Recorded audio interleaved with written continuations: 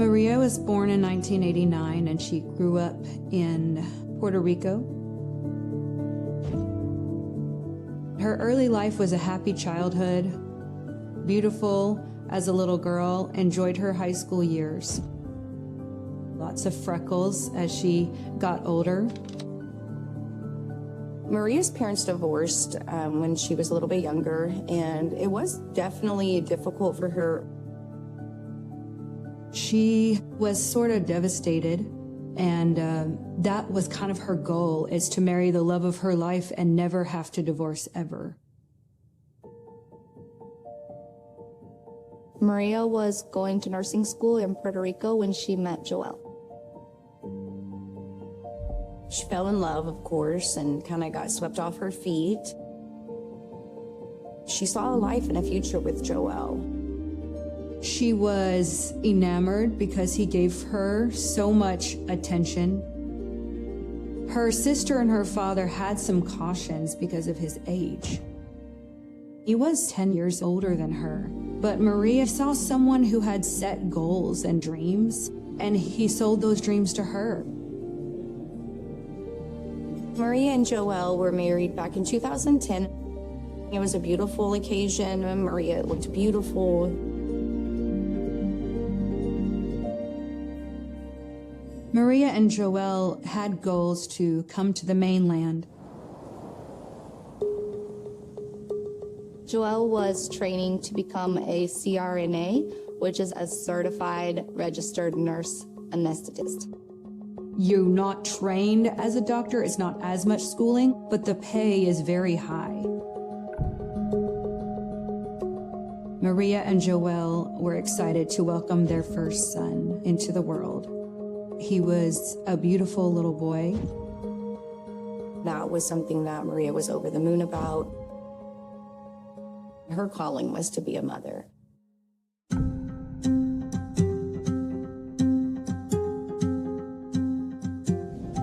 Joel had a very good paying job, and that enabled Maria to be able to stay at home, which she enjoyed, devoting her time to her firstborn son.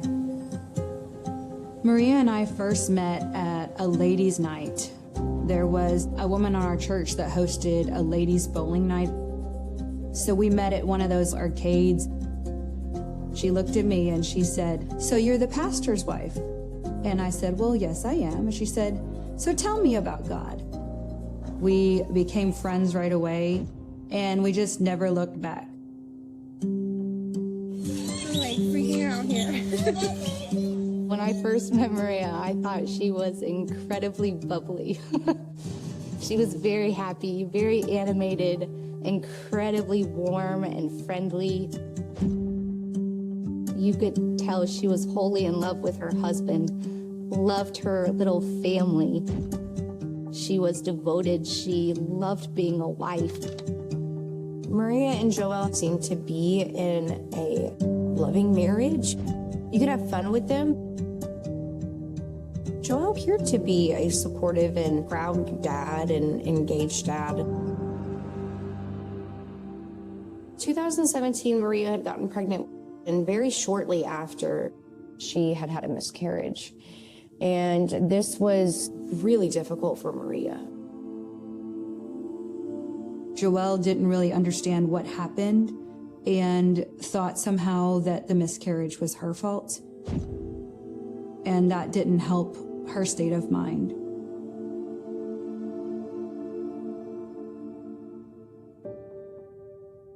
Maria was so excited to be pregnant again, just a short time after her miscarriage. You could just see a glow about her while she was pregnant.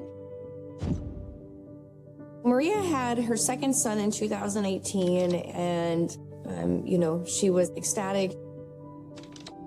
Joelle seemed excited, but this is a time where she started to feel some distance. He started to be more secretive, and that sort of made her nervous that maybe she was doing something wrong. At this point in Maria's life, what she wanted was to feel the completion of her family, but Joel was nowhere to be seen. Joel had a 5-year goal that he obsessively spoke about, and so he devoted himself to work, took overtime whenever he could. Maria talked about a lot of the changes going on in Joel's life. She kept saying that he's so different now that they moved to Laredo. He started bulking up so fast that it seemed abnormal to me. Both of us suspected there was some supplements going on, probably a lot of testosterone. At this point, Joel's priorities appeared incredibly vain to me and short-sighted. His goals were money and his figure, his body. In January of 2019, Joel asked for a break from their marriage.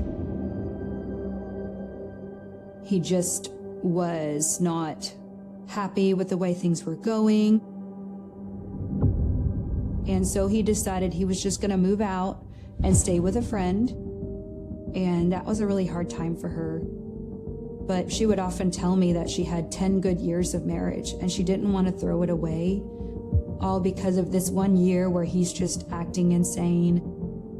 Her goal was always for her family to stay together no matter what, because the divorce between her parents had been so devastating. I want to support him, be his rock, because I know he needs it. Maria liked to keep a journal.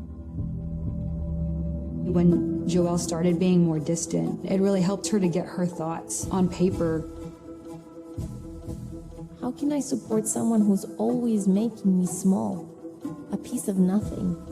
Not enough. At the point that Maria and Joel were separated, he would come home to spend a little bit of time not just with her, but with the boys.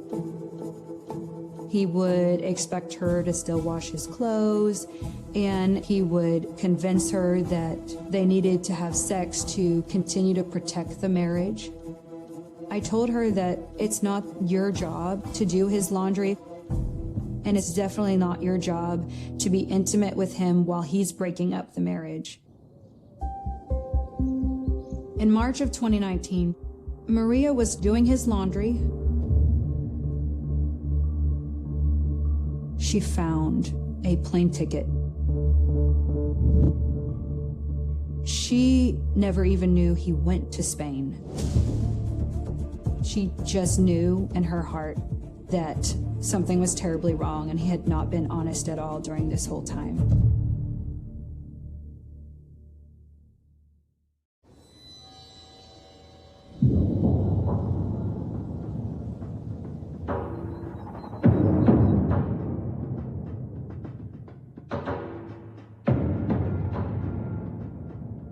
Maria finally worked up the courage to confront Joel about this plane ticket.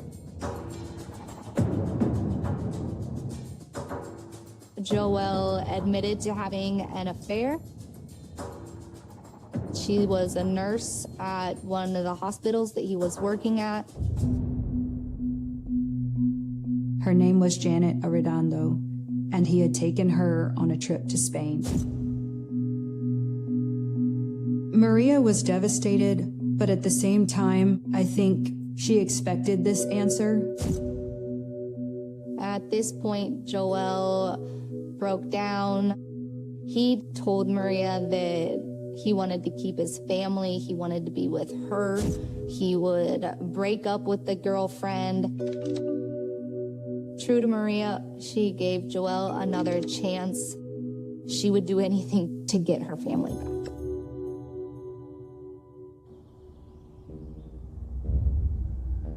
It seemed like such a back and forth during that time that Joel would tell her one weekend that he stopped the affair, and then a couple days later he would change his tune and walk back out. He wanted both women, and so the only way to get that was to string both of them along. And that was really just almost too much for her to bear. My experience with Joel was that he was emotionally abusive. Joel was confident, what I perceived as narcissistic, and he was kind of domineering. He was like a dominant authority in the household. One day, I was with Maria at the coffee shop, and Joel agreed to meet her there. When we were in line, there was a guy that sort of hit on her.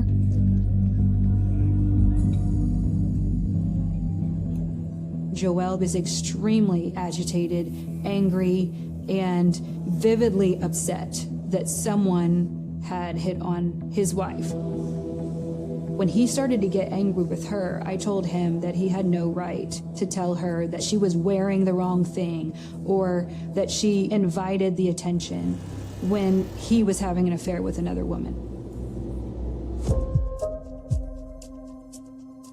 I am a bolder personality than Maria was, and he started to get nervous of the influence that me and her other friends had on her, that she might become bold one day.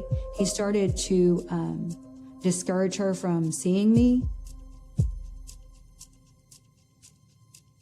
Maria loved Jesus so much, and she didn't want to break up her family for fear of God. What I told her was that biblically, he had gotten to the point where she had every right to leave the marriage.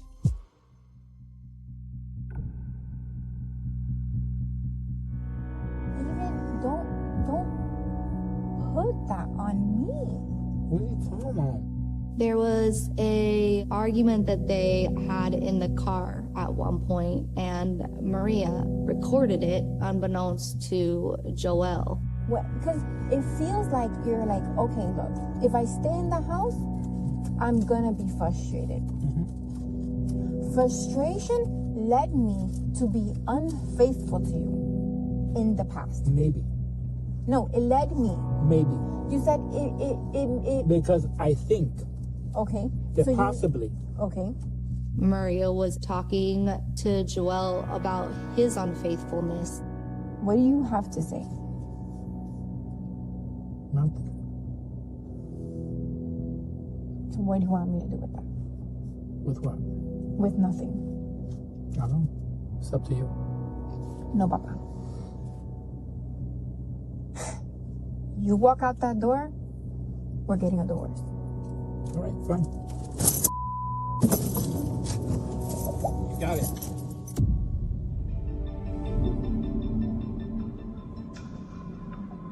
I have to realize that Joel that I knew and fell in love with isn't the Joel I am dealing with.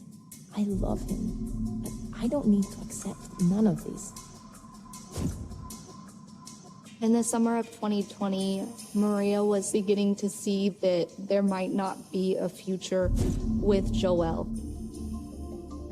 Maria finally realized that Joel was not getting better. He wasn't getting rid of his affair, and he wasn't going to stop the lying and the dishonesty. And I think she finally started to picture a life without him. She wanted to be independent. Maria had the goal of becoming a nurse in Texas. She needed to pass her nursing exam to get her degree. She was making plans to be able to provide for the children on her own. Take 1,000. She had hobbies and things she enjoyed doing.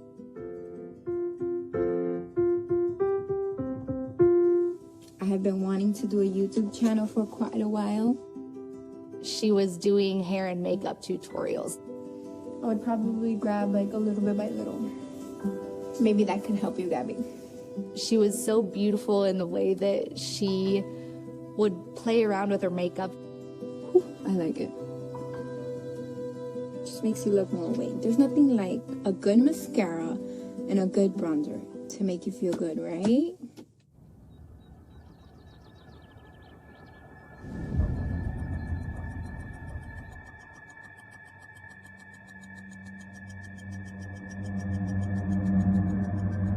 In September of 2020, Maria found Joel's phone and was able to access a bunch of messages between him and Janet.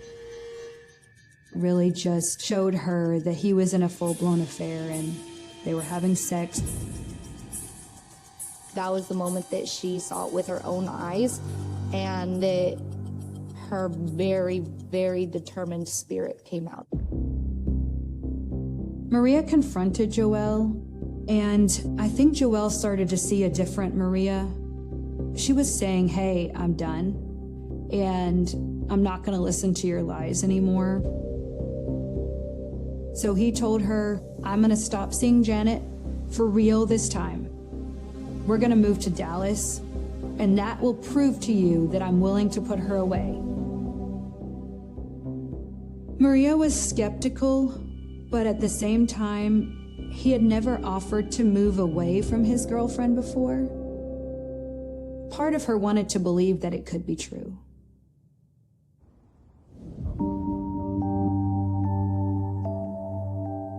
Maria was very excited to tell me about how their marriage was going to turn around, and so we agreed to meet. However, before she came to my house, she gave me a phone call and said that she was going to be late. And she said, I called Joel and I heard a dog barking in the background, and I think it was Janet's.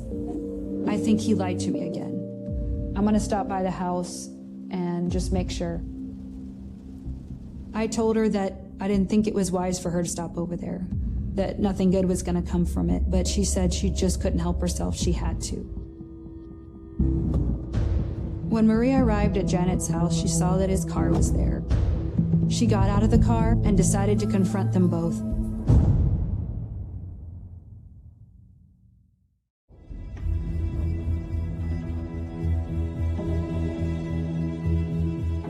When Maria arrived at Janet's house and saw that Joel's car was there, she was very angry. She had just been played again. Janet used the Ring app to kind of talk to her and say that she needed to leave right away or she would call the police. Maria was incredibly upset and wasn't going to go anywhere until she had spoken to her husband. When Joel finally emerges, he tells Maria that he's chosen Janet, and I can't even imagine what was going through her head when hours earlier he had been telling a different story. Joel told Maria to go get in the car and that they would drive to the park and they would just hash it out. When Maria and Joel were at the park, he got so angry that he smashed her windshield with his fist, and it just shattered. Meanwhile, Janet called the police. The police responded fairly quickly. Hello, ma'am, did you call police? Yes, I did. What's going on? You gotta get up. What happened? I had a woman come by that she was already told not to be here, so I had already filed a trespass warning? yes. Okay. She was here, she was asked to leave, she refused, so I called you guys. Let me make a phone call in, and hopefully she'll answer. If not, well, that's the only way I can warn her.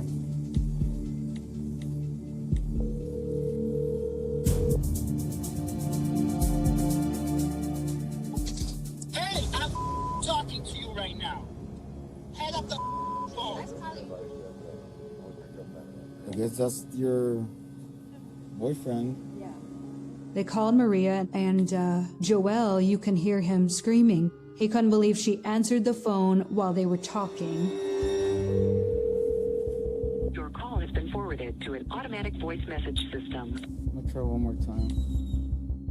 Janet started texting Joel to be quiet, to let him know it was the police calling. Hello? Hello, yes, sir. I'm looking for Maria Munoz. Yeah, she's here. I'm having a conversation with her. All right, this is Officer Jalomo Laredo PD, sir. Yeah, I'm calling on behalf of Janela Redondo. Can I speak to her? sure. Thank you. After receiving the text from Janet, Joel knew it was going to be the police, and instantly he was a calm, collected person. Hello? Yes, Miss Munoz. Man, this is Officer Jaloma, Laredo PD. Yes. Okay, I understand you came over to Ms. Arredondo's house earlier today. Okay, I'm gonna ask you to not return. If not, you will be placed into custody. Okay. After the police hung up with her, Maria drove over to my house. She was very upset. She was almost hysterical. She told me that she was finally ready to move on, for real this time. No more getting lied to. I saw her the next day at church, and even though she was sad, she was determined that this was the thing that she had to do. Later that day, she sent him a text and let him know she was not going to go after him anymore.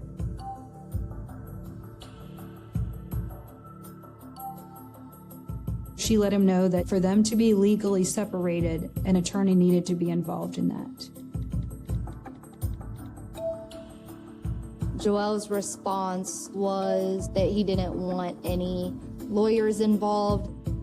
His concern lied in finances. He really didn't want Maria to go through with it because that would cost him. He had responded initially on Sunday, but then on Monday, he had a different response, and he sent it through email. Again, he gave implication that there was hope for their marriage. I didn't believe any of it, and yet somehow I could not convince her to say no to this meeting. They agreed to meet around 7, and I told her to contact me as soon as he arrived, as soon as he left. She agreed to do that. I believe it was 9:30 when I had not heard from her.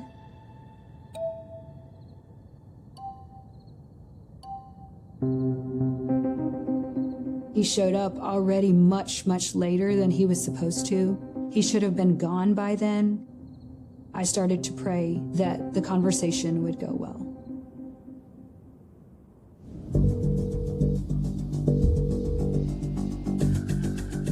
There, 911 with the address of emergency. So, I called my wife on responses, and kind of scared if she's not breathing.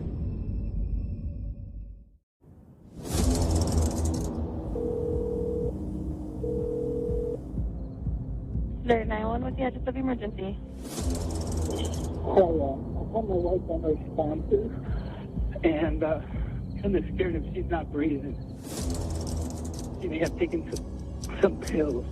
Okay, sir. And do you know what kind of pills they were? Yeah, Glenn has a pen. On September 22nd, 2020, the Laredo Police Department received a 911 call for unresponsive female. I was the first officer on scene. So as I approached the house, I see a male subject at the doorway. What's going on? He just turns around and bolts right into the residence. What's going on? So I followed quickly behind him. What's going on?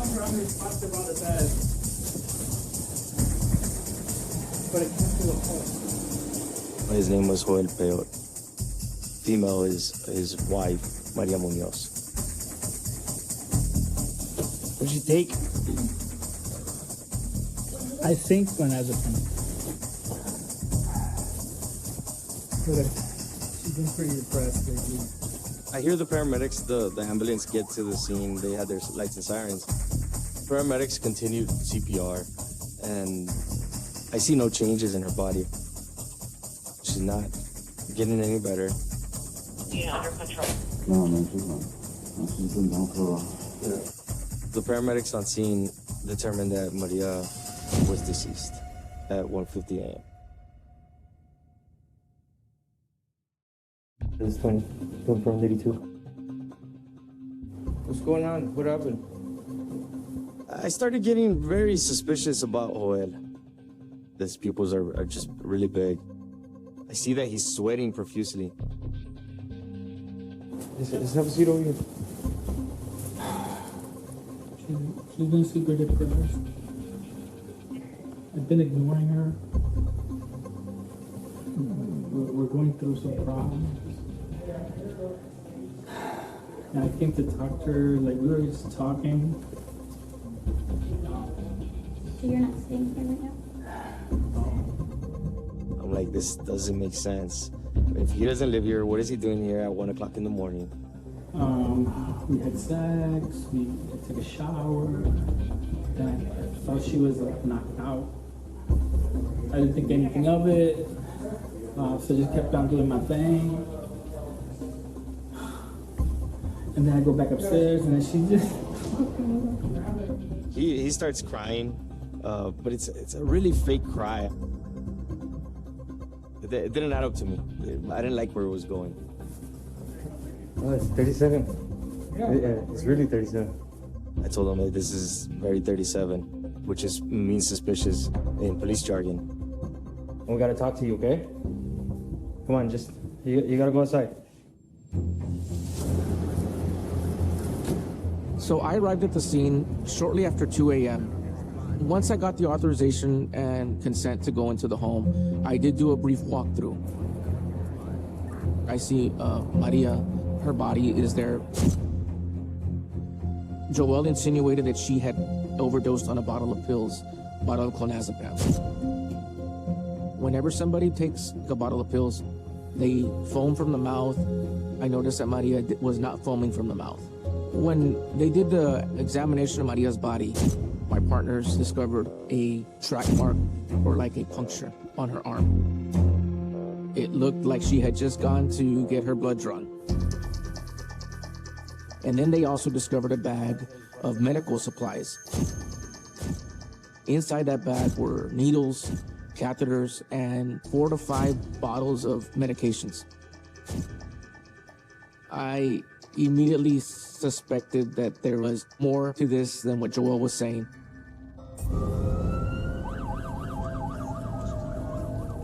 We transported Joelle to the police department. It was a voluntary interview.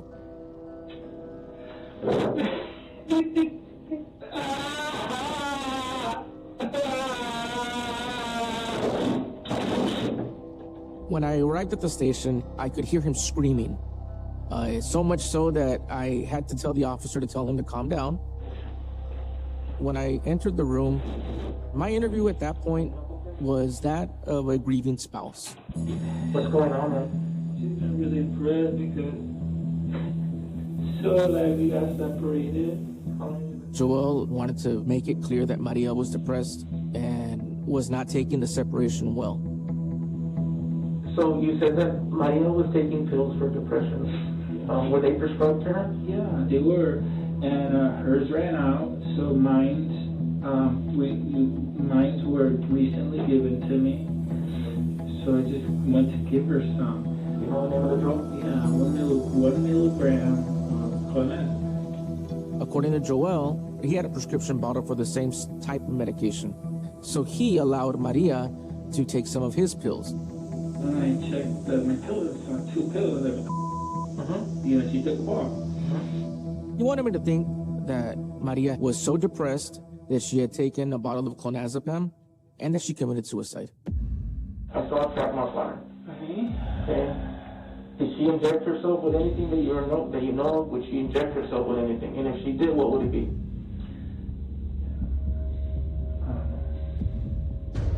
You know? Did you inject her tonight? No. With anything? No. By the end of that interview, I didn't suspect that Maria had taken any pills.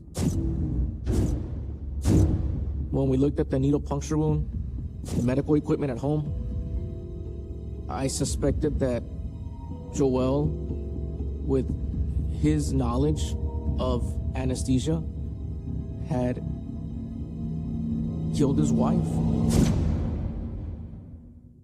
So at the end of that interview, Joelle was released. There was no evidence to charge him.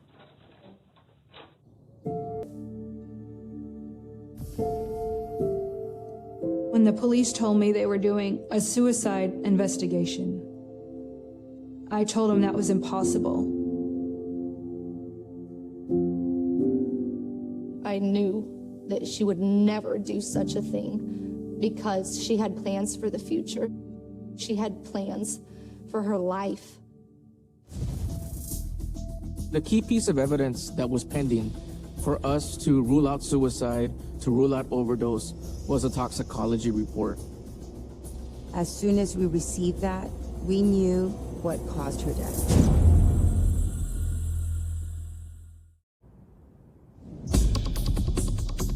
The toxicology report routinely takes a few months.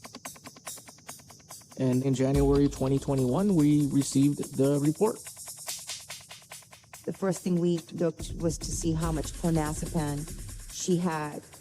And it was striking that she didn't have any clonazepam in her system. 1 milligram of clonazepam. He said clonazepam, and she had none in her system. So then we reviewed the other drugs that were in her system. It was Versed, ketamine, and morphine. Propofol, Narcan, lidocaine, and Demerol. So all these drugs, what they have in common is that they're normally used for anesthesia. I was familiar with propofol because that's known as what ultimately killed Michael Jackson. Propofol takes effect immediately. The second it hits your bloodstream, you fall asleep. So it's impossible for you to self-administer propofol. Someone else has to administer propofol. So we knew it was not an overdose. We believed that we had the proof to show murder.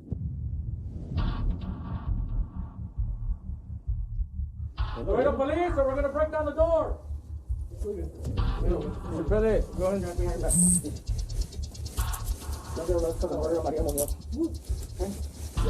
Joel Peyote was arrested and charged with the murder officially on January 16th, 2021.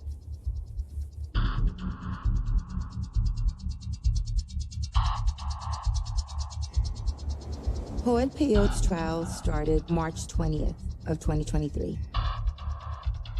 The defense argued that Maria was a drug abuser who committed suicide because she was so depressed, and that Joel gave Maria an injection in an attempt to revive her.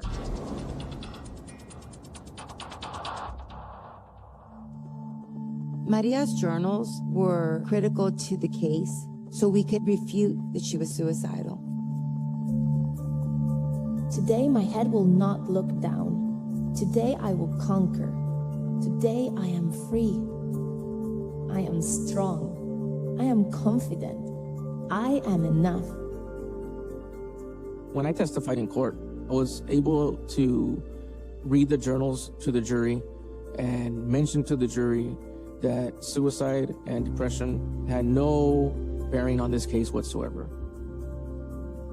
With all the accusations flying about suicide or trying to smear her, Maria was able to speak for herself on how she felt, what she thought, and share the hope that she had. I love my life. I love who I am becoming. Joel couldn't steal her voice from her like he thought he had. And it was beautiful.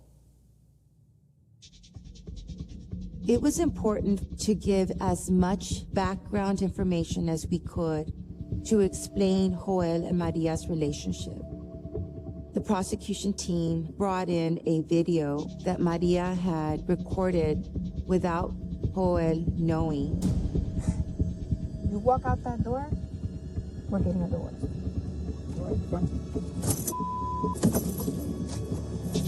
Got it. We believed it was important to show that he's pretty cold about the pain that she's experiencing. We explained to the jury that on September 21st, 2020, Joel Peyote arrived to Maria's home with a bag of anesthetic drugs and IV equipment. He was wearing his scrubs because he had been at the hospital.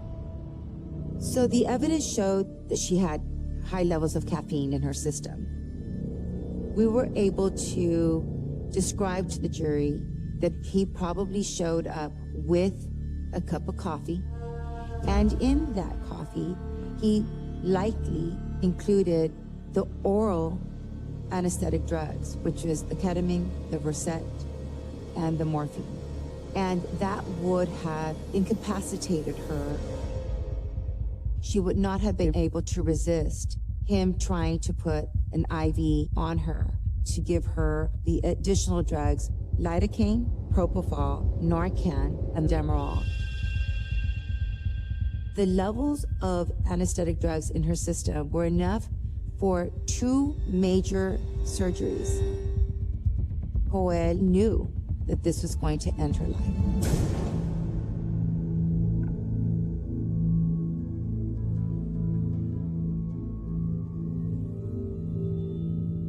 Now we are here for Maria Munoz, who wrote, "No matter what happens, I will be fine.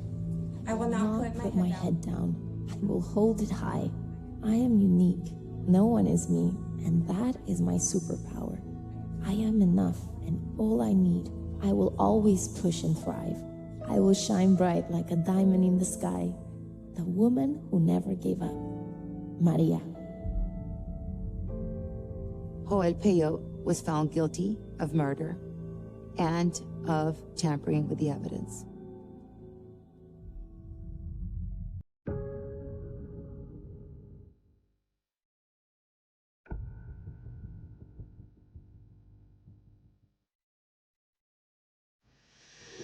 When Joel finally was convicted of murder, I was so relieved.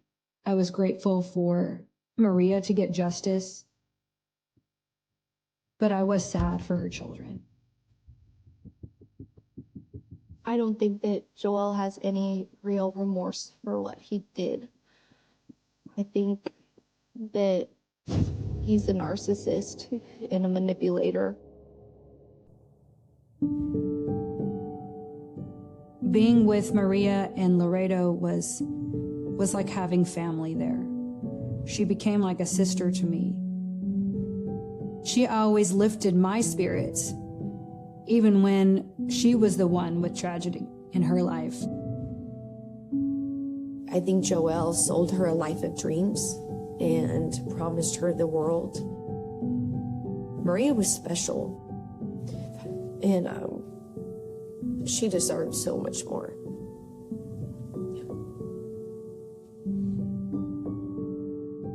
Okay, I'm not too sure, but oh, there you go, Mayra. Ha, bye. So I'm gonna do my hair for you guys to see. Maria was like a ray of sunshine. She walked into a room and she lit everybody else up. I miss her laugh. I miss watching her run after her kids. I miss seeing her chase them and the joy that she had. We need more joy like that in this world. This is the definitive, unbroken cinematic script for the Berlin 2010 cold case. Written as a single, high-tension narrative stream, it is designed for a voiceover performance that maintains a grip on the listener from the first freezing breath to the final, shattering revelation. The script, The Vain Foundation. The clock on the Alexanderplatz station tower strikes midnight, but the sound is swallowed by the howling wind of a Berlin winter that refuses to end. February 2010. The city is a labyrinth of shadows and steel, a place where history is buried under layers of concrete and silence. It starts with a single, chilling detail, a red leather glove lying perfectly flat on a sheet of black ice in a Tiergarten alleyway. It looks like a bloodstain against the dark. There is no body, not yet, but the air is thick with the metallic tang of something gone horribly wrong. This is not just a missing persons report. It is the beginning of a haunting that will paralyze the city for 16 years. A young woman, vibrant and full of the city's electric pulse, walks into the U-Bahn at 11:45 p.m. and vanishes into the ether. No grainy CCTV footage captures her exit. No witness hears a scream. It is as if the earth opened up and swallowed her whole, leaving behind nothing but that solitary, crimson glove. The headlines the next morning are already screaming. vanished in the void. The community is gripped by a sudden, sharp terror. Parents hold their children tighter. Doors are double-locked. The mystery isn't just about where she went, but how a human being can simply cease to exist in a city that never sleeps. The investigation is a frantic, desperate race against time, but every lead turns into a ghost. The detectives are chasing shadows in a hall of mirrors. They scour the Spree River. They tear apart the abandoned warehouses of the East, but the silence only grows louder. This is the birth of the Berlin 2010 cold case, a wound that refuses to scab over, a story that begins with a glove and ends with a scream that took 16 years to reach the surface. The victim was Katia Sommer, a name that would soon become synonymous with the fragility of safety. At 24, she was the face of Berlin's creative renaissance, a painter whose canvases were filled with light, a cruel irony for a woman who would be claimed by the dark. The scene of her disappearance is a masterclass in forensic frustration. The alleyway near the Tiergarten provides no DNA, no struggle marks, no tire tracks. It is too clean, too surgical. This isn't the work of a panicked amateur. It's the work of a phantom. The police department is under siege from a public demanding answers. But what do you tell a mother when the only evidence you have is a piece of leather? The context of 2010 Berlin was one of transition, a city still healing, still finding its feet, and this crime acted like a jagged glass shard in an open palm. The investigation expands, pulling in hundreds of interviews. They look at the ex-boyfriend with the shaky alibi, the obsessed fan from the gallery, the neighbor who watched too closely from his balcony. One by one, they are cleared. One by one, the list of suspects shrinks until it hits zero. The strange CLUE isn't what they found, but what they didn't find. No phone signal, no credit card pings. It was a digital execution. The community shock turns into a dull, aching paranoia. The case file grows thick, dusty, and heavy with the weight of failure. Every year on the anniversary, a single candle is lit in that alleyway, a flickering reminder that someone is still out there, walking the same streets, breathing the same cold Berlin air, carrying a secret that could shatter the city's conscience. As the months bleed into years, the case transitions from a frantic search to a stagnant cold case. The lead investigator, Detective Klaus Miller, becomes a man possessed by a ghost.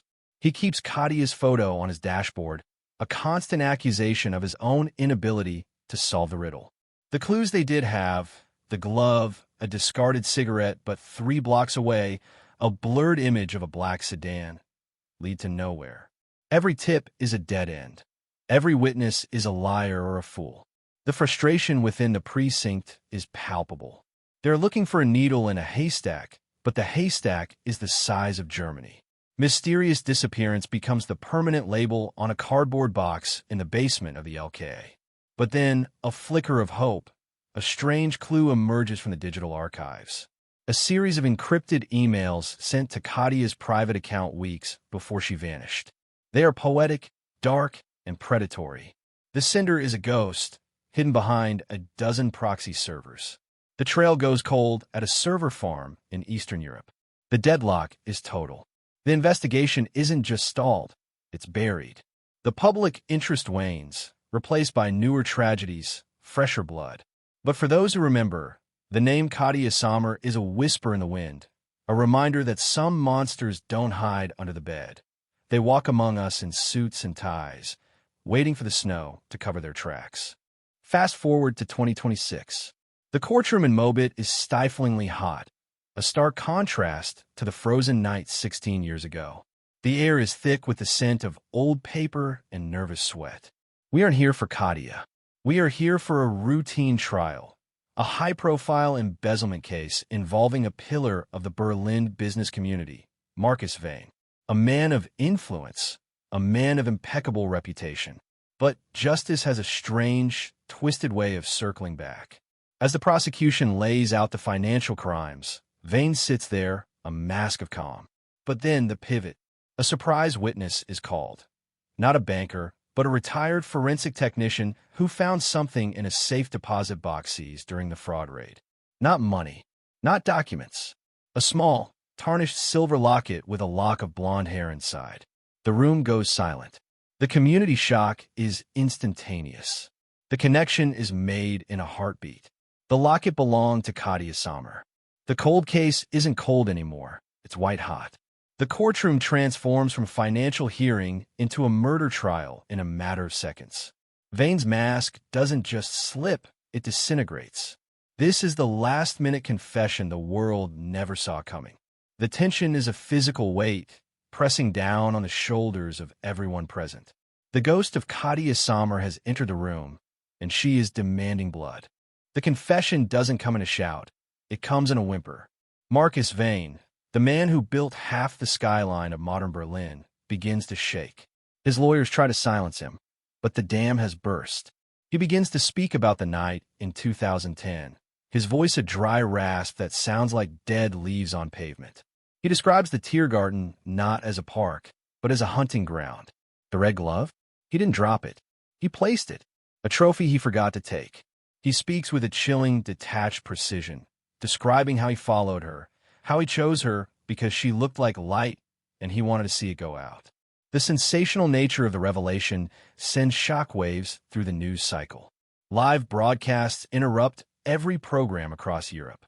The Berlin 2010 cold case solved banner flashes across every screen. Vane details the mysterious disappearance with the casualness of a man describing a business transaction. He kept her for 3 days in a soundproofed basement beneath a construction site, a building that now stands as a monument to his success. The horror is multifaceted. He didn't just kill her. He built his empire on top of her grave. Vane's confession takes a darker turn as he describes the investigation process from his perspective. He watched the police. He donated to the search funds. He sat in the front row at the memorial service, shaking the mother's hand while the scent of her daughter's fear was still on his skin. The deadlock wasn't a lack of evidence. It was his mastery of manipulation. He used his wealth to steer the narrative, to buy silence where it was needed, and to vanish into the crowd of the respectable. The vivid language he uses to describe the final moments is a visceral assault on the listeners. He talks about the lingering shock he felt not out of guilt, but out of a perverse pride. He felt like a god in a city of ants. But the silver locket, the one piece of evidence he couldn't bring himself to destroy, became his undoing. It was his anchor to the crime, a physical manifestation of his soul's rot. The courtroom is a scene of pure community shock. People are weeping, others are screaming. The judge struggles to maintain order as the unsolved mystery is dismantled piece by piece, revealing a monster of such mundane cruelty that it defies comprehension.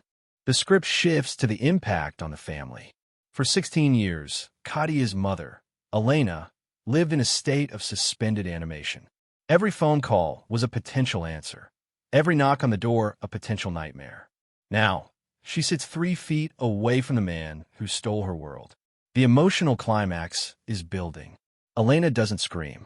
She watches him with a hollow, haunting intensity. The lingering impact of the case has aged her 20 years in 10. The narration mirrors this weight, slowing down to capture the gravity of the moment. Vane's words are like acid, dissolving the peace she had tried so hard to build. He tells the court where the body is. Not in the river, not in the woods. She is encased in the foundation of the Vane Plaza, the very heart of the city's commercial district. Thousands of people walk over her every single day. The haunting memories are no longer abstract. They are structural. The city itself is a tomb. The cold case has become a physical reality that requires jackhammers and heavy machinery to resolve. The scene moves to the Vane Plaza at 3 a.m. The pneumatic drills provide the rhythmic thud of a heartbeat. The police are back, not with notebooks, but with forensic archaeologists. The community shock has turned into a grim vigil. Hundreds gather behind the police tape, silent, watching the concrete being ripped away. This is the literal unearthing of a mysterious disappearance. The locket led them here, to this exact coordinate under the lobby floor. The tension is suffocating. As the final layer of stone is removed, the air changes. A chilling detail emerges. A patch of blue fabric, still vibrant after 16 years. It is Kadia's coat. The cold case is no longer a file. It is a person. The deadlock is broken by the sound of bone against shovel. The investigation process has come full circle, returning to the very beginning, to the light that Vane tried to extinguish. The sensational news cameras capture the moment the remains are lifted, a scene of such profound sadness that the city seems to hold its breath. Back in the courtroom, the last-minute confession concludes. Vane has nothing left to say. He has emptied his chest of its blackest secrets. The mystery is gone, replaced by a cold, hard shock. The legal system begins its slow, grinding work, but the damage is done. The haunting has moved from the alleyway to the soul of the city. The narration explores the concise, fast-paced downfall of Vane's empire. Stocks plummet, partners vanish, and his name is scrubbed from the buildings he built. But you can't scrub the memory. The strange clue of the locket is now a permanent exhibit in the Museum of Berlin's darkest hour. The community shock evolves into a deep, cultural introspection. How did he hide for so long? Who else knew? The unsolved mystery of his psyche becomes the new obsession. He wasn't a monster from a movie. He was a man who paid his taxes and attended the opera. The vivid language of the script paints a picture of a society that failed to see the devil in the front row. Berlin is a city of scars, and the Kadia Sommer case is the deepest one yet. The vivid language describes the way the city tries to move on. A memorial is placed at the Tiergarten, not for a mysterious disappearance, but for a life that was lived. The red glove is cast in bronze, a reminder to never look away. The investigation process for future crimes is changed forever, a lingering impact of the failures of 2010. The community shock has turned into a community vigilance. The script emphasizes that while the deadlock was broken, the unsolved mystery of why these things happen remains the ultimate haunting of the human condition. The cinematic voiceover reaches its crescendo. The narrator's voice becomes a powerfully tense whisper. The Berlin 2010 cold case is closed, but the mystery of human evil remains. The shocking question is posed to the listener. Who is sitting next to you right now? What secrets are buried under the floors of the buildings where you work, eat, and sleep? The sensational nature of the case is a warning. The last-minute confession was a fluke, a crack in a monster's armor. How many others are still out there, walking the black ice of the Tiergarten, waiting for the snow to fall? The haunting continues. The script ends not with a resolution, but with a lingering impact. The red glove, the silver locket, the blue coat, they're the landmarks of a journey into the heart of darkness. The Berlin 2010 cold case solved headline is archived, but the story is written in the stone of the city, a mysterious disappearance that ended in a courtroom, but will never truly leave the shadows. The wind howls again over Alexanderplatz, and for a moment, the city is silent, listening for the echoes of the ones who never came home. This is the truth beneath the concrete. This is the end of the silence. The gavel falls, but the sound doesn't signal an end. It signals an awakening. As Marcus Vane is led from the Mobit courtroom, the city of Berlin realizes it hasn't just been living alongside a killer. It has been funding his evolution. The investigation process, once a stagnant pond of dead ends, suddenly turns into a torrential flood of evidence. Every brick Vane laid, every contract he signed, is now under the forensic microscope. We are no longer looking at a simple cold case. We are looking at the systematic construction of a predator's paradise. The community shock deepens as the paper trail of blood begins to emerge from the archives of Vane's own companies. It wasn't just Kadia. The strange clue of the locket was merely the tip of a much larger, much darker iceberg. Detectives begin to realize that the mysterious disappearance of 2010 was a blueprint for a decade of hidden atrocities. We move from the courtroom back to the cold, damp reality of the Vane Plaza. The excavation isn't just about Kadia Sommer anymore. As the heavy machinery tears into the deeper layers of the foundation, the tense and dramatic storytelling shifts to the specialized units, the ground-penetrating radar teams. They aren't looking for one body. They're looking for a pattern. The unsolved mystery of other missing persons from the early 2010s begins to coalesce around Vane's construction schedule. The vivid language of the sirens and the grinding metal creates a symphony of urban horror. This is the deadlock breaking in real time. Every ping on the radar is a potential life stolen, a potential family left in the dark. This sensational news cycle can barely keep up as the last-minute confession transforms into a serial killer's map. The focus narrows on the witness from the shadows, the former site foreman, Hans Gerber. He stands in the glare of the police floodlights at the plaza, his hands shaking as he points to the specific structural pillars. He speaks of strange clues he was paid to ignore, the smell of lime where there shouldn't be any, the late-night visits by Vane himself, the way certain sections of concrete were poured twice. The community shock turns into a visceral rage. Gerber isn't just a witness. He is the embodiment of the city's complicity. He describes the lingering shock he felt every time he saw Vane on the news, receiving awards for urban development. The haunting memories of those nights have turned his hair white and his soul to ash. The investigation process now involves questioning every laborer who ever worked for Vane, uncovering a culture of fear and silence that was bought with blood money. Inside the precinct, Detective Miller is no longer a man chasing a ghost. He is a man exorcising a demon.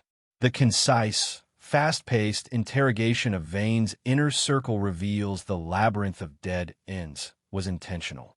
Vane had moles in the digital forensics unit. He knew which servers to wipe and which strange clues to plant to lead the police toward the Eastern European leads that went nowhere. The mysterious disappearance was a curated piece of performance art. The vivid language used by the analyst describes a level of narcissism that borders on the supernatural. Vane didn't just want to kill. He wanted to prove that the law was a fairy tale told to the weak. The emotional climax of the precinct scenes is the discovery of Vane's trophy room, a hidden compartment in his penthouse containing items that didn't belong to him.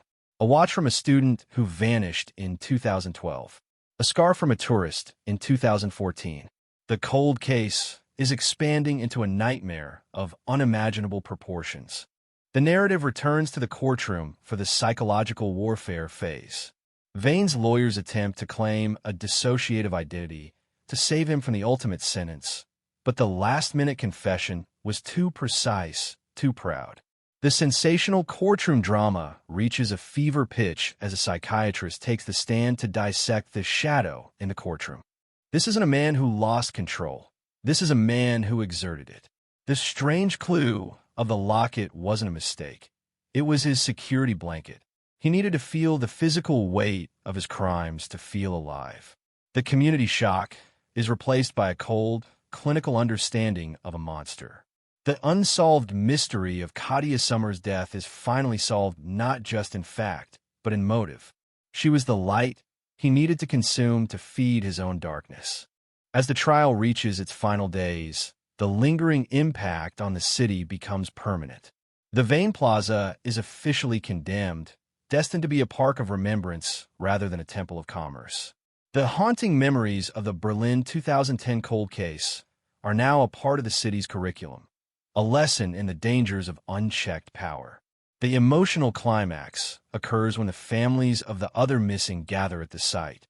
There is no joy, only a heavy, collective sigh of a city finally exhaling 16 years of held breath. The vivid language describes the flowers being woven into the chain-link fences, a colorful contrast to the gray concrete of Vane's legacy. The final broadcast segment begins with a powerfully tense recap of the verdict. Life, but in a specialized psychiatric wing where the walls are as thick as the concrete he used to hide his crimes. The sensational news anchors move on to the next story, but the voiceover lingers on the image of the tear garden. The short story of the red glove is retold, but this time it's not a symbol of death. It's a symbol of the truth that refuses to stay buried. The unsolved mystery is gone, but the haunting remains. The narrator's voice drops to a final, resonant pitch. The Berlin 2010 cold case solved is more than a headline. It is a warning. The city of Berlin is safer tonight, but the shadows in the U-Bahn still feel a little longer, and the wind through the Tiergarten still sounds like a whisper. The screen fades to black, but the sound of a single rhythmic thud, the sound of a heart, or perhaps a pneumatic drill, continues for 3 seconds. The mysterious disappearance is over. The community shock has settled into the soil. The last-minute confession has been recorded for history. But as the narration concludes, the chilling detail remains. Vane was just one man. How many other architects of silence are currently building the foundations of our future? The cold case is closed. The haunting is just beginning. The steel doors of the Berlin State Archive groan open, revealing a graveyard of paper that precedes the digital age. This is where the investigation process goes to die, or, in the case of Marcus Vane, where it goes to be reborn. We are now in the fourth movement of this sensational descent, moving past the courtroom and into the labyrinth of dead ends that was intentionally constructed by the man now known as the Tiergarten Butcher. The community shock has transitioned into a frantic search for the other missing. Every box in this basement represents a mysterious disappearance that was brushed aside during the 2010 construction boom. The vivid language of the script describes the smell of vanilla and decay, the scent of old secrets finally catching fire. The strange clue that triggers this new wave of horror is a ledger, not a digital file, but a handwritten notebook found behind a false wall in Vane's original office. It's a paper trail of blood that lists dates, weather conditions, and light levels. Vane wasn't just tracking construction, he was tracking the visibility of his crimes. The unsolved mystery of why certain witnesses never came forward is answered in these pages. They didn't just take bribes. They were part of a silence that was enforced by a man who knew their own darkest secrets. This is the deadlock of a city built on mutual blackmail. The tense and dramatic storytelling focuses on a single entry from June 2012. The foundation is set. The weight is perfect. The light is gone. The community shock ripples through the archives as the realization hits. The Vane Plaza wasn't the only tomb. We shift to the investigation process at a secondary site, the sprawling Nordspree development. The sensational news cameras are already there, their long lenses peering through the gaps in the construction fence. The vivid language describes the rhythmic clank of the cranes as they begin to dismantle what was supposed to be a luxury hotel. The last-minute confession has turned into a last-minute crusade for the truth. Detective Miller stands atop a mound of dirt, his silhouette a jagged line against the Berlin sunset.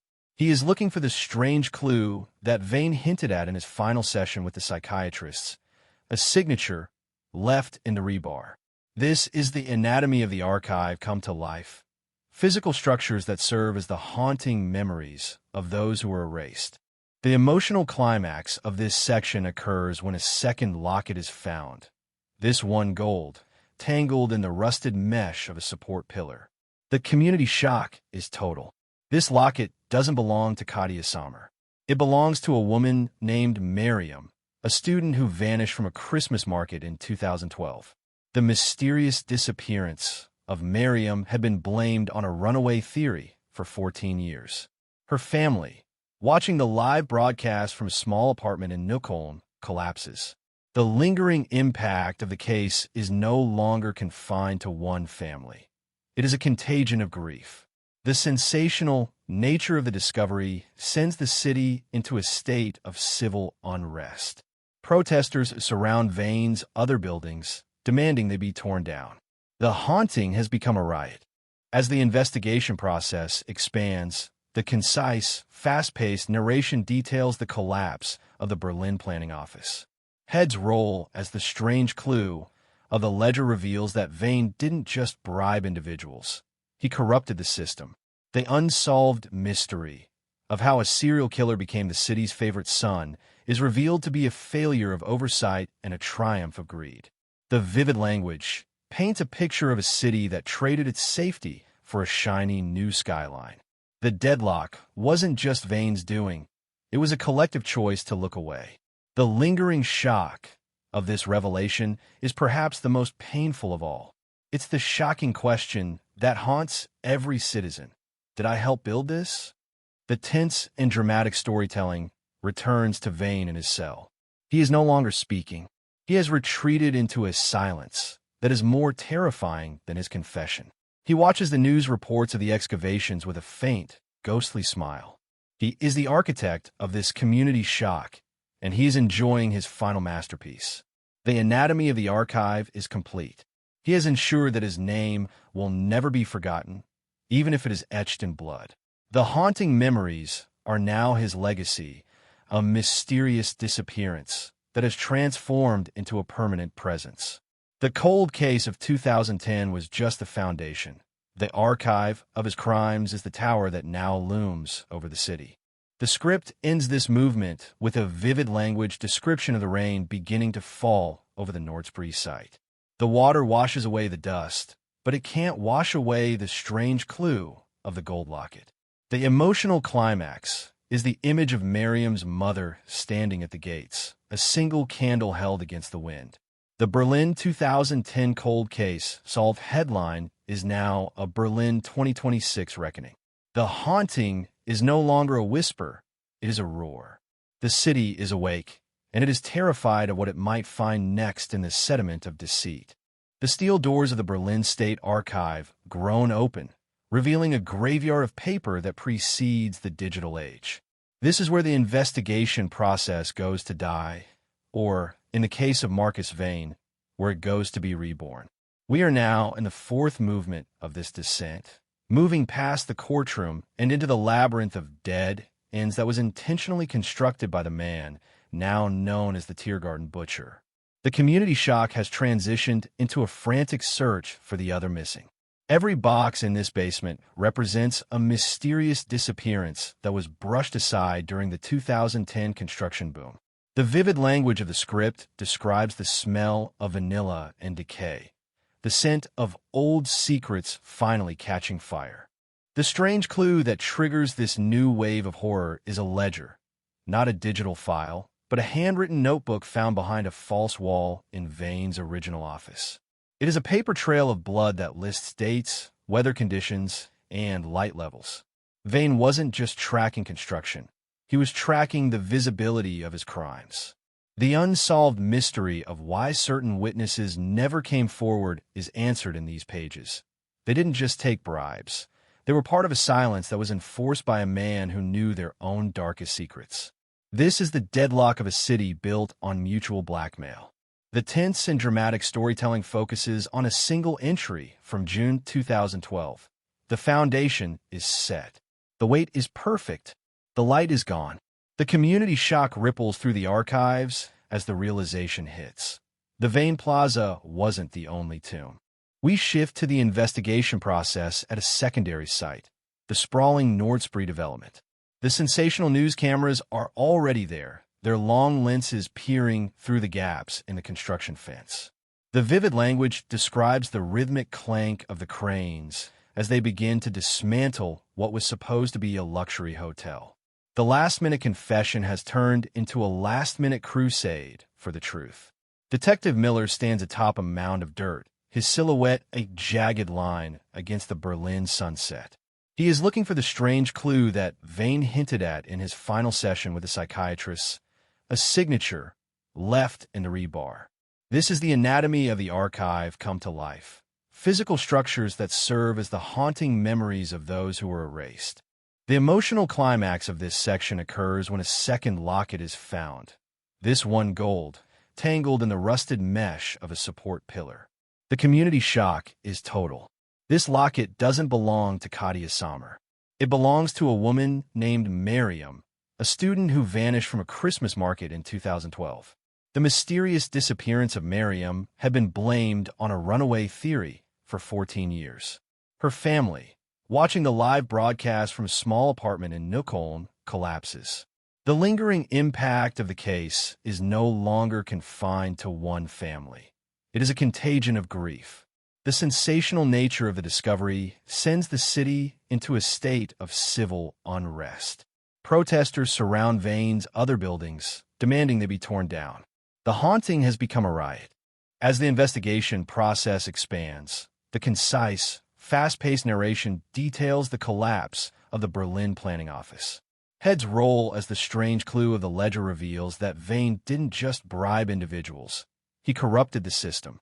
The unsolved mystery of how a serial killer became the city's favorite son is revealed to be a failure of oversight and a triumph of greed. The vivid language paints a picture of a city that traded its safety for a shiny, new skyline. The deadlock wasn't just Vane's doing. It was a collective choice to look away. The lingering shock of this revelation is perhaps the most painful of all. It's the shocking question that haunts every citizen. Did I help build this? The tense and dramatic storytelling returns to Vane in his cell. He is no longer speaking. He has retreated into a silence that is more terrifying than his confession. He watches the news reports of the excavations with a faint, ghostly smile. He is the architect of this community shock, and he is enjoying his final masterpiece. The anatomy of the archive is complete. He has ensured that his name will never be forgotten, even if it is etched in blood. The haunting memories are now his legacy, a mysterious disappearance that has transformed into a permanent presence. The cold case of 2010 was just the foundation. The archive of his crimes is the tower that now looms over the city. The script ends this movement with a vivid description of the rain beginning to fall over the Nordspree site. The water washes away the dust, but it can't wash away the strange clue of the gold locket. The emotional climax is the image of Miriam's mother standing at the gates, a single candle held against the wind. The Berlin 2010 cold case solved headline is now a Berlin 2026 reckoning. The haunting is no longer a whisper, it is a roar. The city is awake, and it is terrified of what it might find next in the sediment of deceit. The rain in Berlin doesn't just fall, it erases. But even the relentless gray of a February morning cannot wash away the strange clue that has turned the city's industrial skyline into a crime scene. This is the fifth movement, the symphony of the scaffolding. We are no longer looking for ghosts. We are excavating a legacy of bone and mortar. The community shock has matured into a cold, clinical demand for accountability. The sensational headlines have shifted from the courtroom to the construction sites, where the rhythmic thud of the wrecking balls acts as a metronome for a city's collective trauma.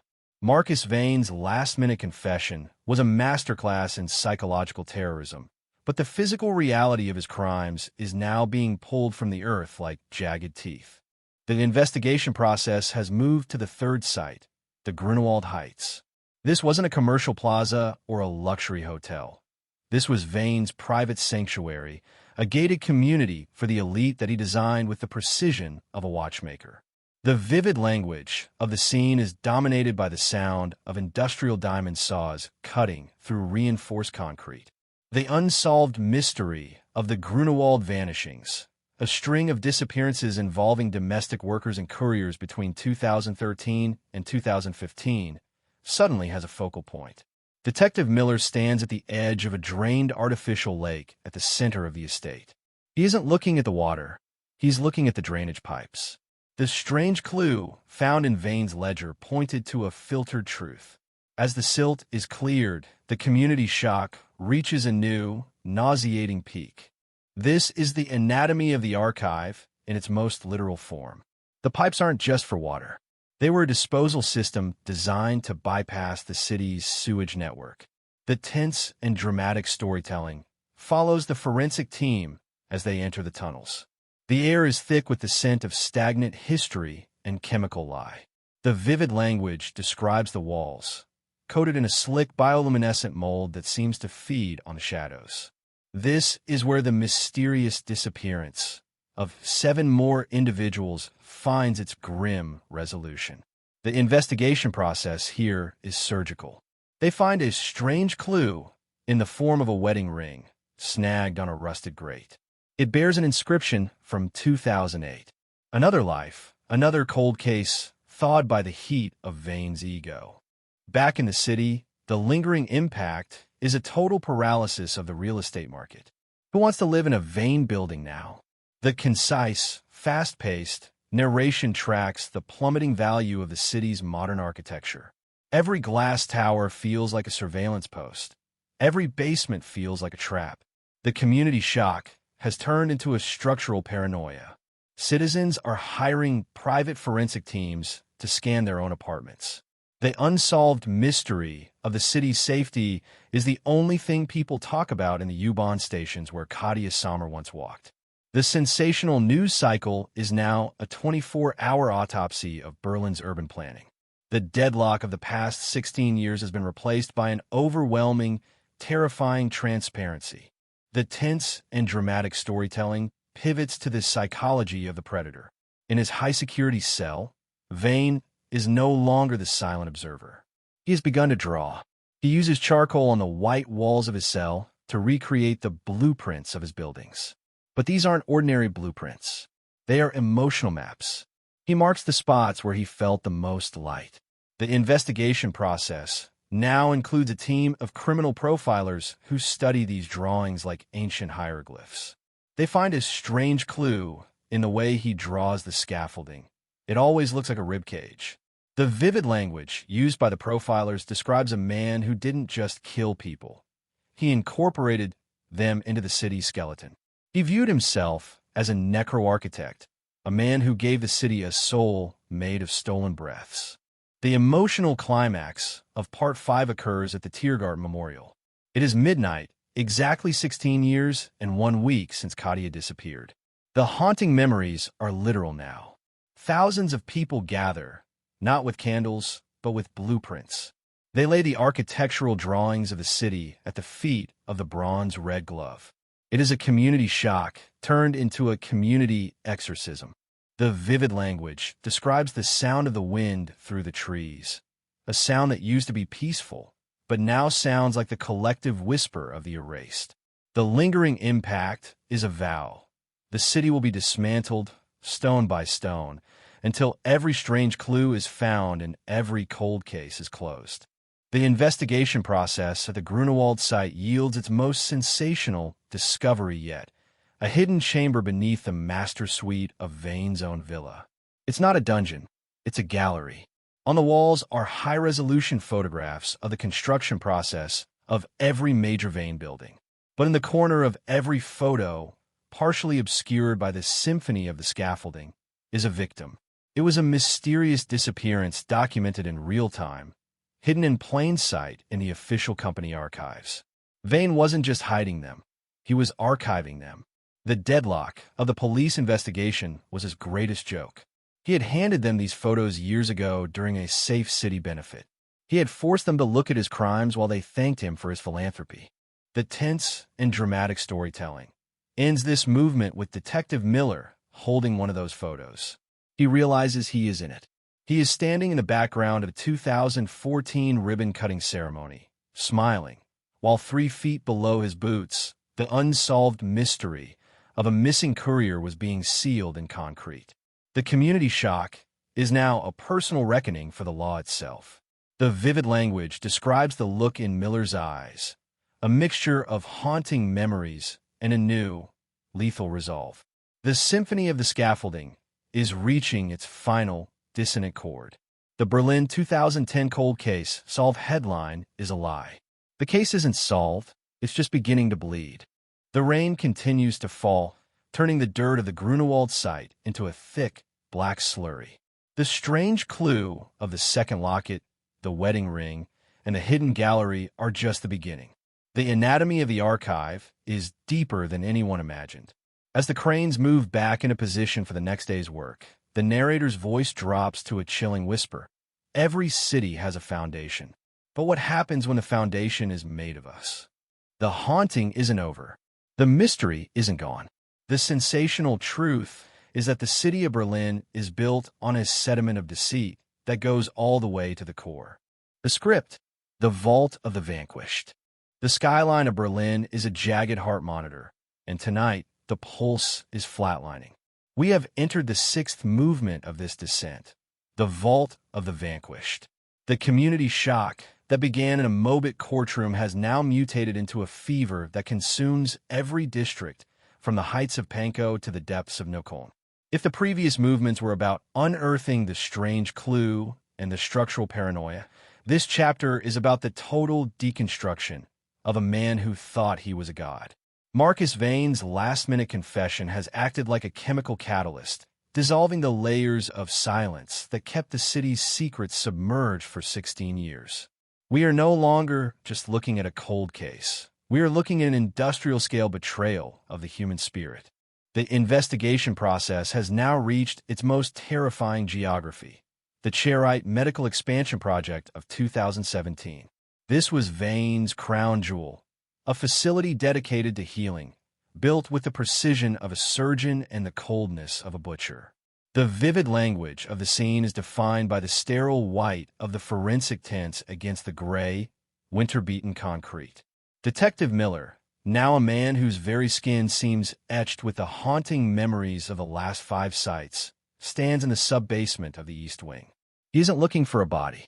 He is looking for a void. The strange clue from Vane's charcoal cell drawings pointed to a hidden pulse within the ventilation system.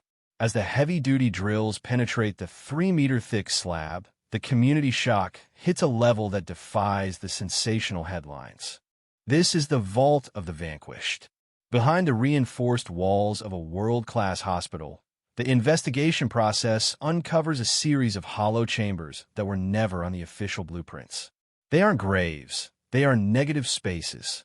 The tense and dramatic storytelling follows the fiber-optic cameras as they snake into the darkness. The vivid language describes what the lenses find: personal belongings, perfectly preserved in a vacuum of the concrete. A pair of glasses, a leather wallet, a set of keys to a home that has long since stopped waiting for its owner. This is the unsolved mystery of the erasure. Vane didn't just kill. He repurposed the identities of the vanished to serve as the literal insulation for his architectural masterpieces. The deadlock of the 2010 investigation was a failure of imagination. Nobody could believe a human being was capable of such surgical cruelty. Back in the Mobit district, the lingering impact has turned the legal system into a battlefield. Vane's last-minute confession is being challenged by a team of international lawyers who claim his psychological state renders the testimony inadmissible. But the strange clue found in the vault is undeniable. DNA from the glasses matches a missing nurse from 2017, a woman who worked at the very hospital Vane was building. The community shock turns into an institutional crisis. How could a man build a tomb inside a hospital? The sensational news cycle is now a trial of the system. The vivid language paints a picture of a city that was so blinded by the light of progress that it ignored the shadows being poured into the foundation. The tense and dramatic storytelling pivots back to Marcus Vane. In his cell, he has stopped drawing blueprints. He has started writing, not a confession, but a manifesto of the void. He describes the Berlin 2010 cold case as the first stone. He views Katia Sommer not as a victim, but as a dedication. The investigation process now includes a team of linguistic experts who decode his sensational rants. They find a strange clue in his use of architectural terminology to describe human anatomy. He speaks of structural integrity when he means silence. He speaks of load-bearing spirits. The vivid language of the profilers describes a man who has transcended common sociopathy to become something entirely new, a societal architect who believes that for a city to be strong, it must be fed. The emotional climax of Part 6 occurs when the vault is finally open to the public, not the physical space, but the archive of the items. A warehouse is converted into a temporary shrine of the vanished. Thousands of Berliners walk through the rows of recovered belongings. It is a community shock that is silent, heavy, and profound. The vivid language describes the sound of footsteps on the polished floor, a sound that echoes like a heartbeat in a hollow chamber. A man finds his brother's watch. A daughter finds her father's fountain pen. The haunting memories are no longer abstract. They are tangible, cold, and devastating. The lingering impact is a collective realization. Vane didn't just steal lives. he stole the stories of the city. The investigation process at the Chairite site reveals a sensational final detail. Vane had installed a series of microphones within the vault walls, connected to a private server in his penthouse. He wasn't just hiding them. He was listening to the silence. He spent his nights at the top of the city, listening to the echoes of the vanquished. The deadlock of the police was his background noise. The vivid language describes the sheer, terrifying scale of his voyeurism. He wanted to own the last breath of every person he took, and then he wanted to own their eternal silence. The unsolved mystery of his motivation is finally laid bare. It was the ultimate control. The tense and dramatic storytelling ends this movement with a vivid language description of the wrecking balls arriving at the Chairite East Wing. The community shock has forced the government to do the unthinkable. They're going to dismantle a billion-euro medical facility to recover the vanquished. The lingering impact is a city that is literally tearing itself apart to find its soul. Detective Miller stands in the dust, his lungs filled with this sediment of deceit. He knows that for every vault they find, there are 10 more they haven't even suspected. The Berlin 2010 cold case solved headline is a ghost, haunting a city that no longer knows what is real and what is concrete. The narrator's voice drops to a powerfully tense whisper as the sun sets behind the cranes. The mystery isn't in the where, but in the why. The sensational truth is that Marcus Vane didn't just build Berlin, he enslaved it. And as the first wall of the hospital crumbles, revealing the darkness within, the haunting takes on a new, physical weight. We thought we were walking on history, the voice echoes. But we were walking on the people who were supposed to make it. The vault of the vanquished is open, and the silence is finally, terrifyingly loud. The crane's hook dangles like a question mark over the spree, silhouetted against a bruised Berlin sky. We have descended into the 7th movement, the cathedral of the caged. The community shock has reached a state of grim exhaustion, but the investigation process refuses to sleep. If the hospital vault was about erasure, this new discovery is about observation. We are moving toward the site of the 2019 Europa City development, a cluster of ultra-modern glass spires that were supposed to be the safe harbor of the European elite. But beneath the polished marble and the smart home technology lies a strange clue that will redefine the Berlin 2010 cold case as the most sophisticated psychological torture chamber ever funded by public-private partnerships. This sensational breakthrough comes from a last-minute confession, not from Vane, but from his lead architect, a man who fled to South America in 2021 and was finally extradited under the cover of night. He speaks of the cathedral, a subterranean complex beneath the Spree Spire that was built under the guise of an experimental seismic damper. The vivid language of his testimony describes a space that wasn't meant to hide the dead, but to cage the living. The unsolved mystery of the Midnight Runners, a group of 5 high-profile whistleblowers who vanished from various European capitals between 2019 and 2021, suddenly finds its center of gravity. They weren't killed. They were incorporated into the infrastructure as living witnesses to Vane's absolute power. The investigation process at the Spree Spire is a tactical operation. Special forces and forensic engineers descend into the seismic damper chambers, 3 stories below the waterline. The tense and dramatic storytelling follows the breach of the primary containment seal. What they find is the cathedral of the caged. It is a network of soundproofed modules, each equipped with the highest grade of medical life support. The vivid language describes the hum of the air filtration and the sterile, blue flicker of the monitor screens. This is where Vane kept his prized assets.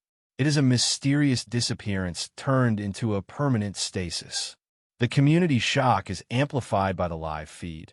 3 of the 5 Midnight Runners are found alive, kept in a state of medically induced twilight, their silence maintained by the very building they sought to expose. Back in the Mobit courtroom, the lingering impact of this discovery is a legal earthquake. Vane's manifesto of the void takes on an even more sinister meaning. He didn't just want to be an architect of stone. He wanted to be an architect of time. By caging these witnesses within his buildings, he ensured that his legacy was literally guarded by his enemies. The sensational news headlines scream, "The prison in the pillars." The vivid language paints Vane as a modern-day pharaoh, burying his rivals within his monuments. The deadlock of the past decade is revealed to be a masterpiece of structural intimidation. The strange clue of the silver locket was his only sentimental weakness. For everyone else, he was a clinical god. The tense and dramatic storytelling focuses on the extraction of the survivors. As they're carried out on stretchers, the community shock turns into a community vigil. Thousands of people line the banks of the Spree, holding their phones aloft like digital candles. The vivid language describes the reflection of the cathedral lights on the water, a haunting memory of what lies beneath the surface of modern progress. The investigation process now involves a team of trauma psychologists who must navigate the shattered minds of those who lived within the walls. They find a strange clue in the modules.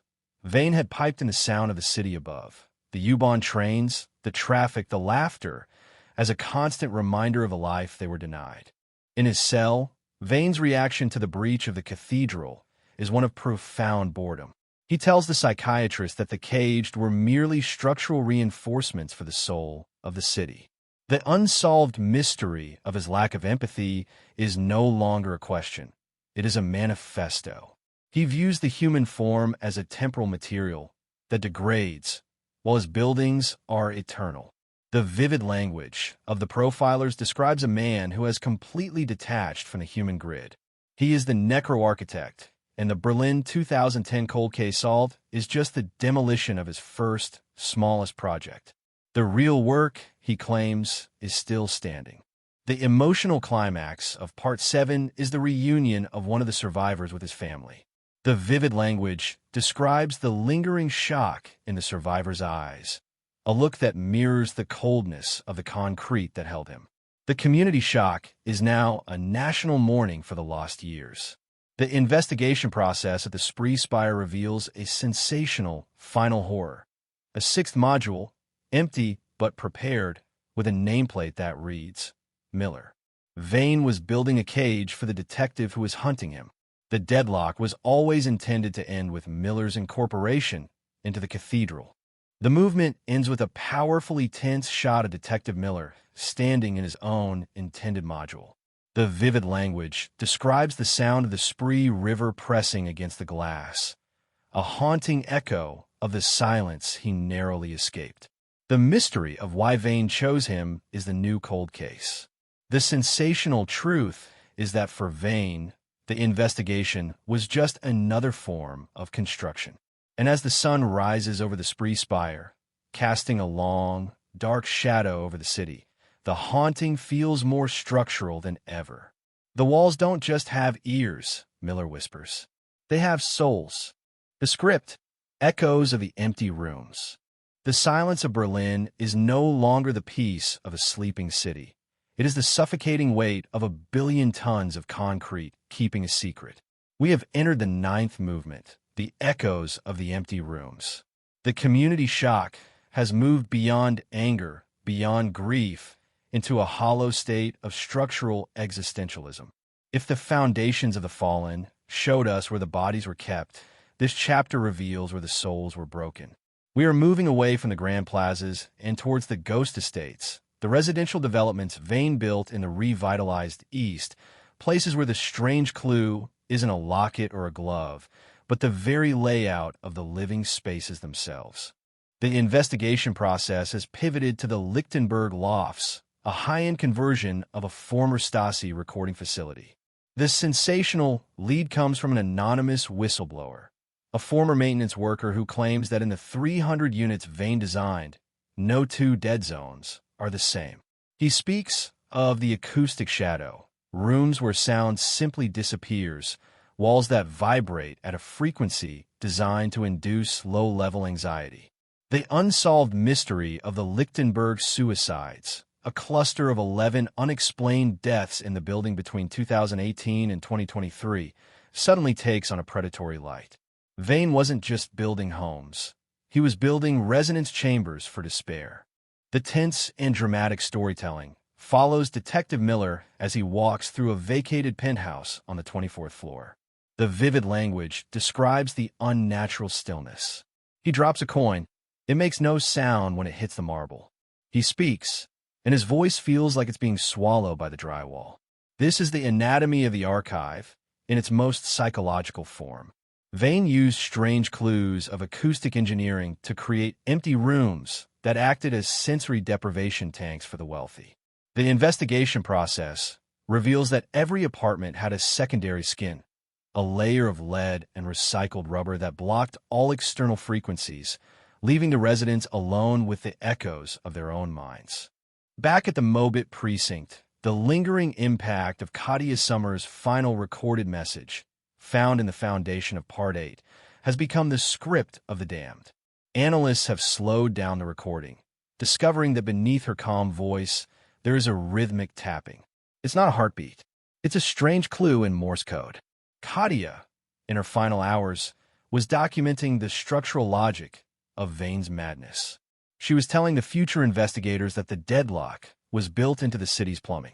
The community shock is absolute as the message is decoded. He didn't just choose the sites. He chose the residents. Check the leases.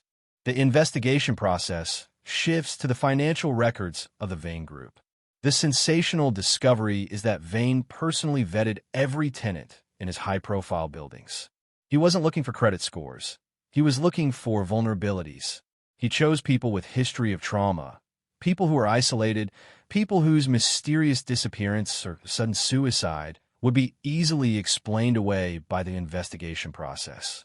The vivid language of the prosecutors describes a human harvesting program disguised as a luxury lifestyle brand. The deadlock was maintained because the system saw these people as statistics, not victims. In the isolation of his high-security cell, Vane reacts to the Lichtenberg discovery with a sensational display of arrogance. He tells the psychologist that he was a caretaker of the inevitable. He claims that by providing these empty rooms, he was giving his tenants the purity of the void they already carried inside. The vivid language of his manifesto becomes increasingly abstract as he speaks of architecture as a final solution for the soul. The psychology of the predator unit realizes that Vane didn't just want to kill. He wanted to edit the human experience out of the city he built. The tense and dramatic storytelling returns to the Lichtenberg lofts at midnight. Detective Miller, acting on a strange clue from Katia's tapping code, discovers the observation hive. Behind the mirrors of the master bedrooms is a continuous, carpeted corridor that runs the length of the building. This is the vault of the voyeur. Vane could walk the entire perimeter of the lofts, watching his caged residents through the acoustic shadows. He wasn't just a builder. He was a phantom landlord. The community shock turns into a literal fever. People in Vane-designed buildings across the city are smashing their mirrors, tearing at their walls, looking for the echoes of the man who owned their private moments. The emotional climax of Part 9 is the discovery of a strange clue in the hive, a collection of resident logs. Vane had recorded the final moments of every one of the Lichtenberg suicides. He had watched the light go out, not through violence, but through the slow, methodical application of architectural despair. The vivid language describes the sheer, clinical coldness of his notes. He treated the loss of human life like a stress test for his materials. The lingering impact is a city that no longer feels like home. Every doorway, every hallway, every empty room is a potential strange clue of his presence. The investigation process reveals a final sensational detail. The acoustic shadows weren't just for watching. They were transmitters.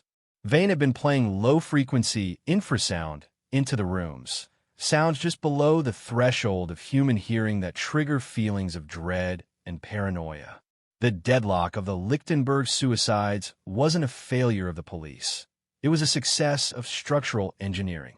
The haunting memories of the residents were manufactured by the very walls that sheltered them. The movement ends with a powerfully tense shot of the Berlin skyline. now a labyrinth of echoes. The vivid language describes the flickering lights of the thousands of Vane-built apartments as eyes watching the city bleed. Detective Miller stands in the observation hive, the strange clue of Kadia's recording playing in his ear. Her voice, 16 years dead, is the only light left in the empty rooms. The mystery of the Berlin 2010 cold case has expanded to encompass the entire urban experience. The narrator's voice drops to a cinematic whisper as the camera pans out over the dark spree. We bought the view, the voice echoes, but we never asked what was behind the glass. The haunting has moved from the foundations to the very air we breathe. The echoes of the empty rooms are the sound of a city that has realized its shelter is its cage. The cold case is no longer about one girl. It is about the silence of a million vanquished lives. The digital pulse of Berlin is a heartbeat made of binary and betrayal. We have reached the 10th movement, the algorithm of the abyss. The community shock has moved past the physical, past the architectural, and into the very wires that connect the city. If the echoes of the empty rooms showed us how Vane controlled our private spaces, this chapter reveals how he controlled our reality. We are moving toward the Adlershof Tech Core, the ultra-secure data center Vane constructed in 2022 to house the city's smart grid. This is the 8th site, a place where the strange clue isn't found in concrete or glass, but in the ghost code of the city's subconscious. The investigation process has evolved into a high-stakes cyber autopsy.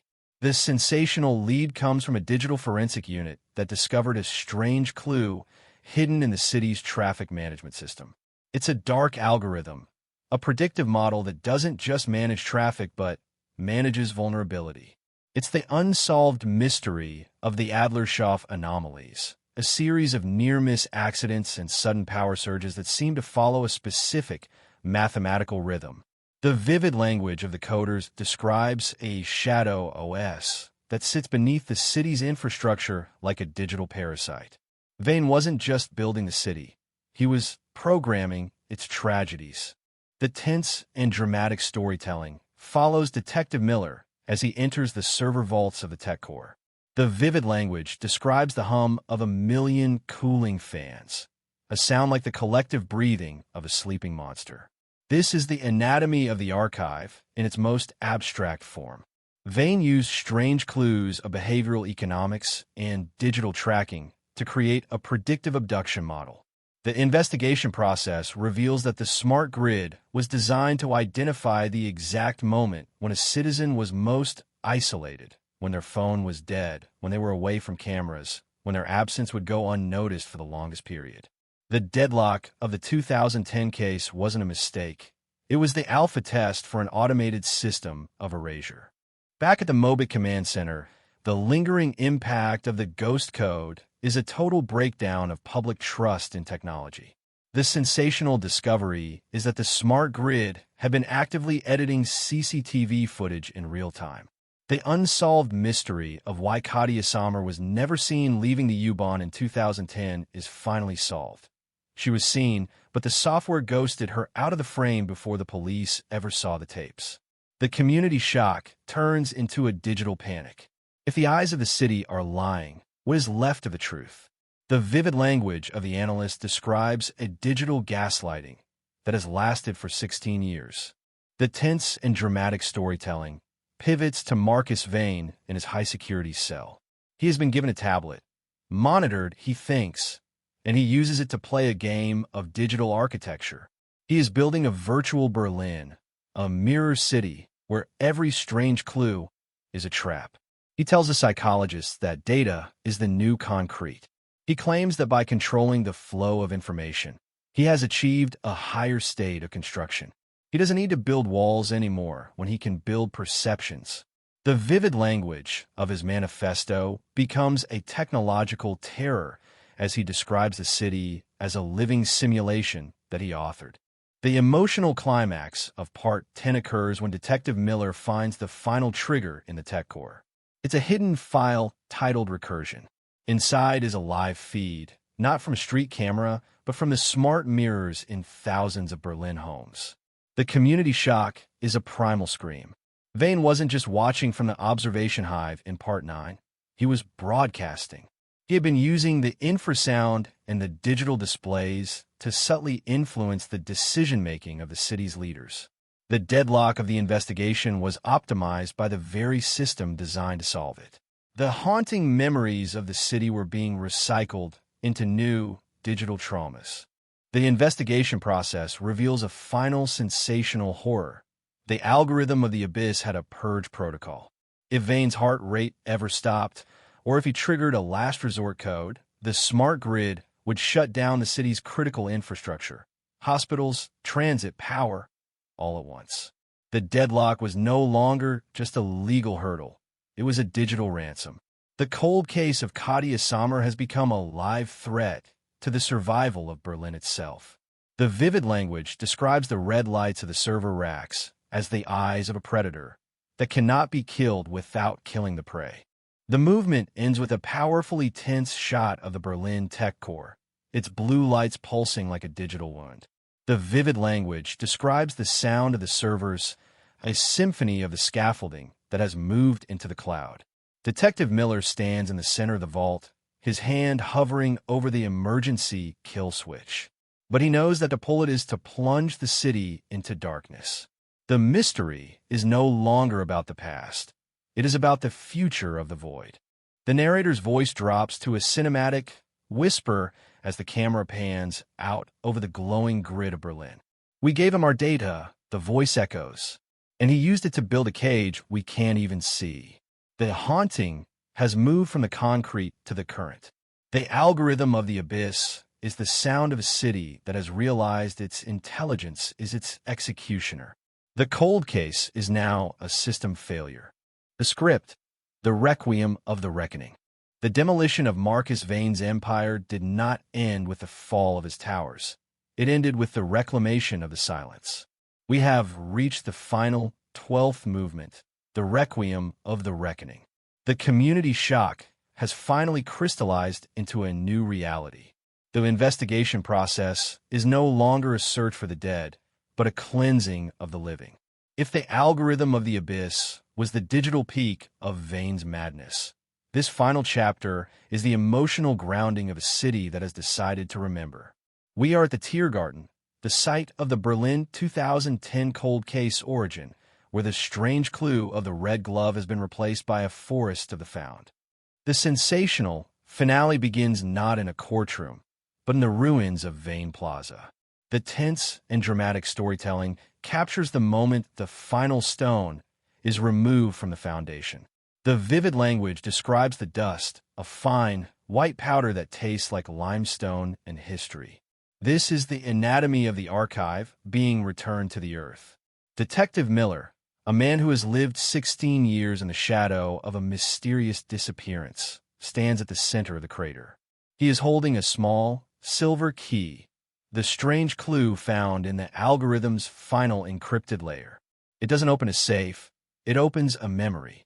The investigation process leads Miller to a forgotten utility room beneath the Alexanderplatz station tower, the very place where the clock struck midnight in 2010. Inside, he finds Vane's true masterpiece, a mechanical music box that plays the symphony of the scaffolding using the rhythmic tapping of Katia Sommer's Morse code. The unsolved mystery of why Vane kept her for those 3 days is revealed in the vivid language of the machine's design. He wasn't just a killer, he was a composer of grief. He wanted to turn the lingering shock of a mother's loss into a permanent, audible vibration that would resonate through the city's heart. Back at the Mobit precinct, the lingering impact of the case has led to the transparency laws of 2026. The sensational news headlines no longer scream of terror, but of restoration.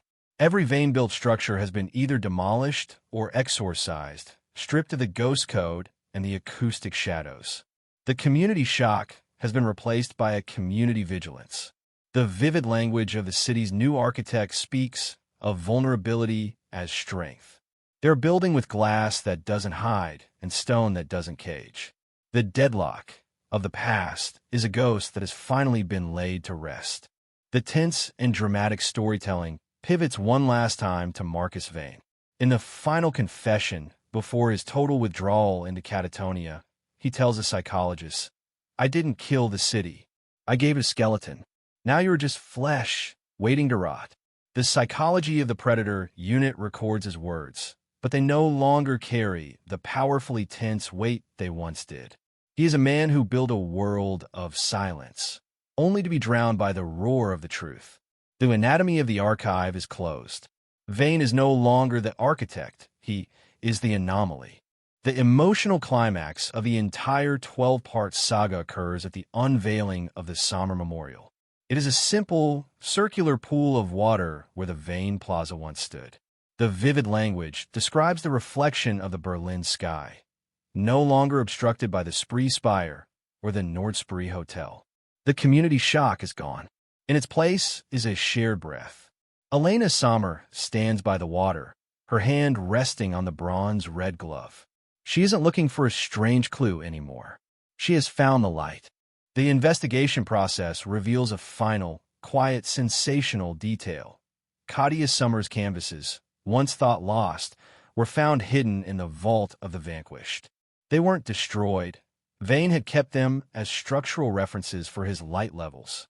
The vivid language describes the moment they are hung in the National Gallery, paintings filled with the very light Vane tried to steal. The Berlin 2010 cold case isn't just solved. It has been transmuted into art. The haunting memories are now luminous reminders. The movement ends with a powerfully tense but hopeful shot of Detective Miller walking away from the Tiergarten. The vivid language describes the sound of his footsteps, a natural, human rhythm that is no longer being monitored by an algorithm. He stops at the U-Bahn entrance where Katia was last seen. He looks at the smart grid display, which now shows a simple message: never forgotten. The mystery is gone. The cold case is closed. The haunting has become a healing. The narrator's voice drops to a cinematic whisper, the final echo of a 16-year journey. We built this city on a foundation of silence. The voice reflects. But the truth is a plant that grows through the concrete. It takes its time, but always reaches the light. This symphony of the scaffolding fades out, replaced by the natural, chaotic, beautiful sound of a Berlin that is finally, truly free. The screen fades to a soft, warm white.